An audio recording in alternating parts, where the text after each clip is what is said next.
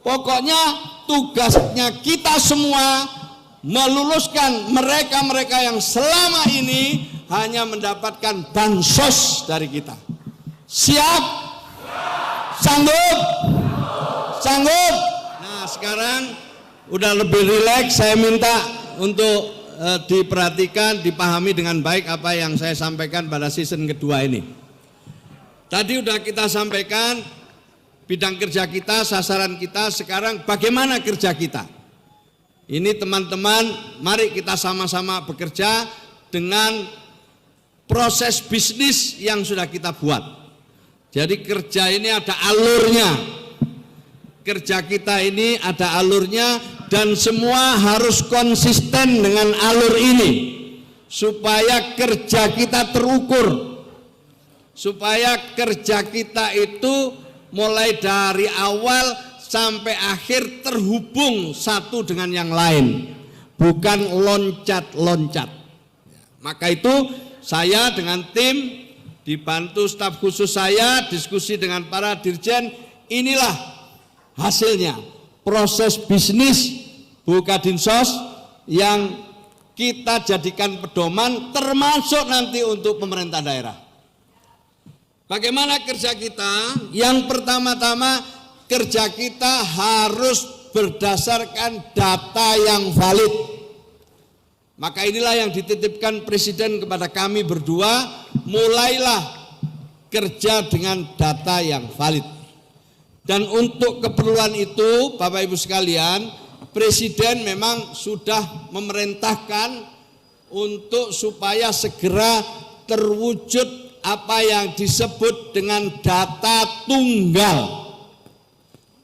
Data satu-satunya yang dibuat oleh seluruh kementerian, lembaga, dan pemerintah daerah. Sementara ini masih ada sejumlah kementerian dan pemerintah daerah yang memiliki data sendiri-sendiri. Sementara ini belum berhasil untuk menyatukan data.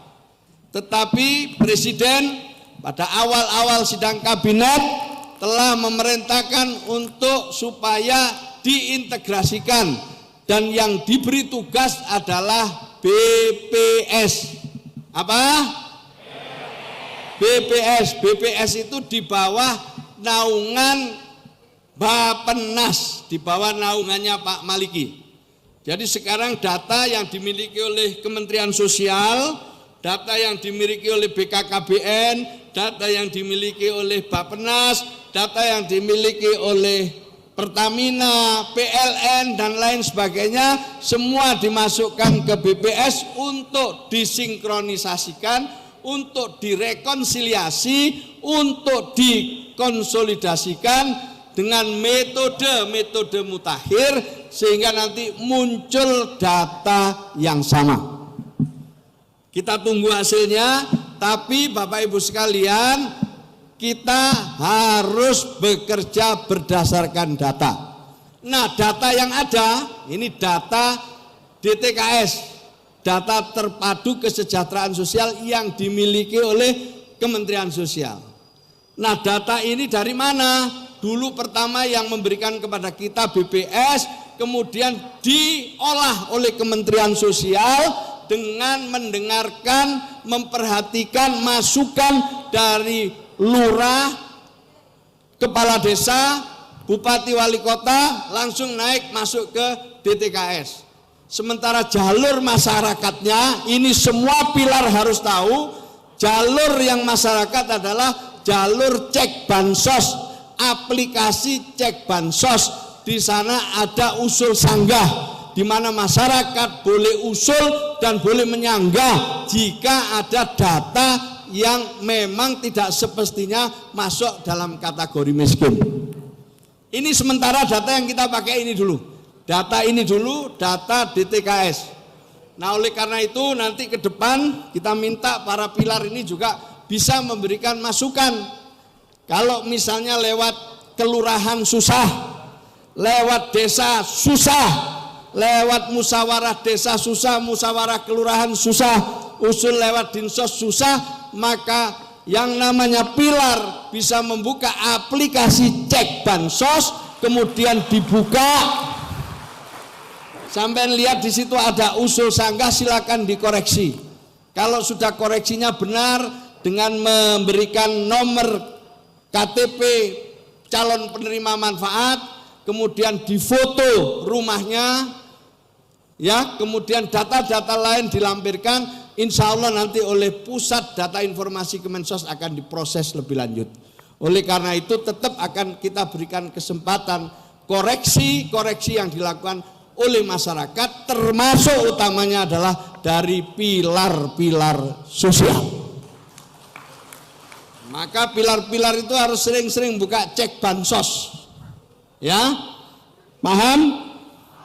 Nah, Bapak Ibu sekalian, saya ingin menjelaskan bahwa kerja kita seperti ini di data ini, tahu ya data sudah ya, paling kiri itu adalah data.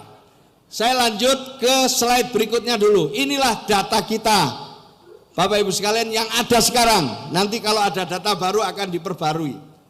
Yang ada di DTKS itu 48,9%,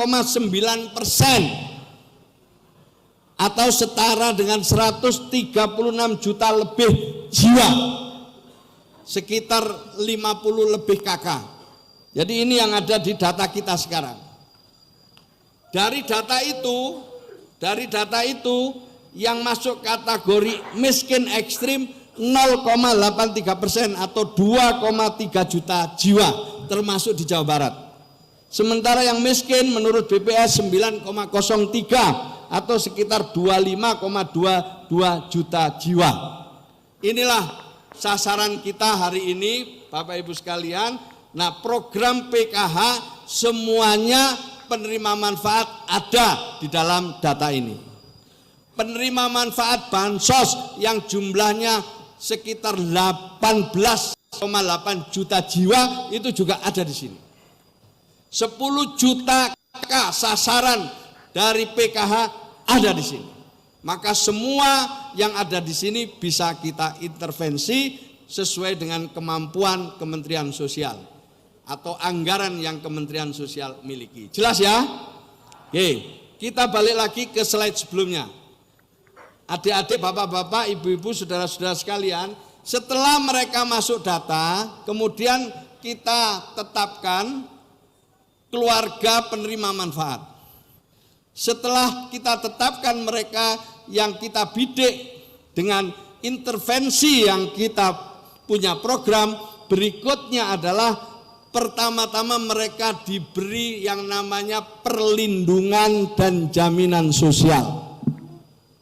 Apa itu perlindungan dan jaminan sosial? Hal-hal yang menyangkut hak dasarnya. Di bidang kesehatan misalnya, dia harus masuk anggota BPJS Kesehatan agar kalau sakit tidak mikir lagi biaya. Itu dulu. Jadi dia harus masuk PBI. Kemudian yang kedua, jaminan pendidikan, dia harus bisa sekolah. Sekolahnya sudah gratis, diurus oleh Kementerian Pendidikan. Tapi umumnya banyak sekali yang ongkos untuk berangkat tidak punya. Maka itu PKH memberikan program bagi mereka yang usia sekolah, diberi biaya untuk berangkat pulang sekolah dan kebutuhan-kebutuhan yang lainnya. Itu sekedar contoh aja. Intinya pertama diberi bantuan dasar dulu, hak-hak dasarnya dipenuhi. Kalau dia sakit bisa berobat, kalau dia punya anak sekolah, alhamdulillah bisa sekolah, baru dikasih. Kalau dia hamil untuk membeli asupan-asupan yang diperlukan, dikasih uang. Kalau dia umur balita, dikasih uang untuk keperluan makan, minum anak-anak balita, dan seterusnya sampai sekolah SMA. Tadi saya teruskan, lulus SMA yang mau kerja dengan kartu prakerja, yang ingin kuliah lewat kartu Indonesia Pintar atau bidik misi. Itulah dan seterusnya seperti itu, Bapak Ibu sekalian. Maka kalau perlindungan sosialnya sudah cukup, sudah selesai, maka nanti digeser ke paling kanan, pemberdayaan. Jadi kalau sudah perlindungan dasarnya selesai, maka digeser ke kanan. Ini pilar-pilar harus paham mana keluarga-keluarga yang sudah fungsi-fungsi sosialnya sudah lengkap, paripurna, maka harus digeser untuk diberdayakan sesuai dengan kemampuan mereka. Yang mau usaha didorong usaha, yang mau pengen punya keterampilan didorong untuk mengikut pendidikan pelatihan dan lain sebagainya, nanti diidentifikasi oleh para pilar-pilar sosial ini, para pendamping ini. Bagi yang tidak bisa langsung diberdayakan, kan ada tadi kelompok rentan dan penyintas, itu di tengah, dia direhab secara sosial. Kalau ada anak kena narkoba, otomatis dia tidak bisa langsung diberdayakan, maka direhab dulu, setelah direhab baru nanti diberdayakan. Jelas ya? Nah, sekarang singkatnya Bapak Ibu sekalian, di dalam program kerja kita ini atau proses bisnis kita ini, Bapak Ibu sekalian, kita harus punya target. Berapa orang yang masuk dalam program Keluarga Harapan misalnya bisa graduasi, bisa lulus setiap tahunnya. Maka nanti salah satu ukuran pendamping itu sukses atau tidak adalah berapa banyak penerima manfaat yang didampingi yang bisa lulus untuk menjadi orang keluarga yang lebih berdaya.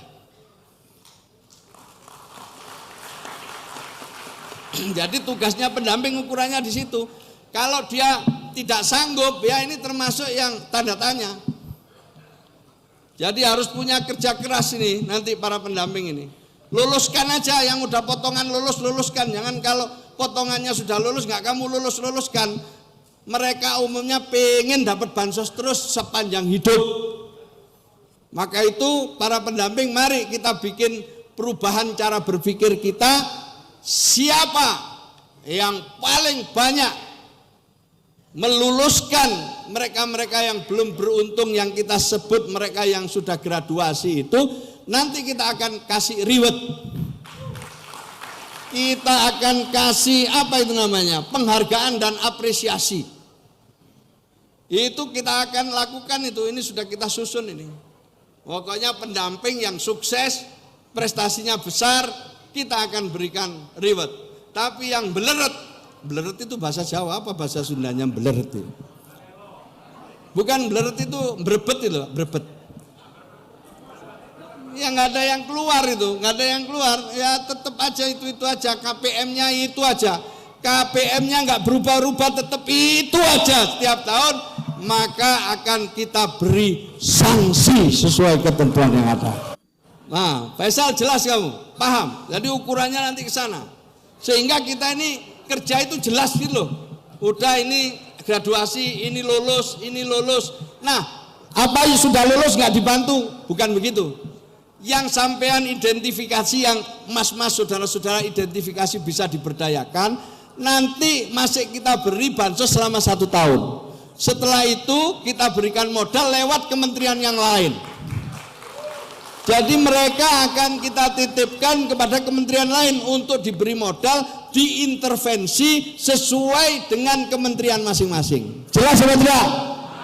Jelas apa tidak? Atau kita serahkan kepada pemerintah daerah.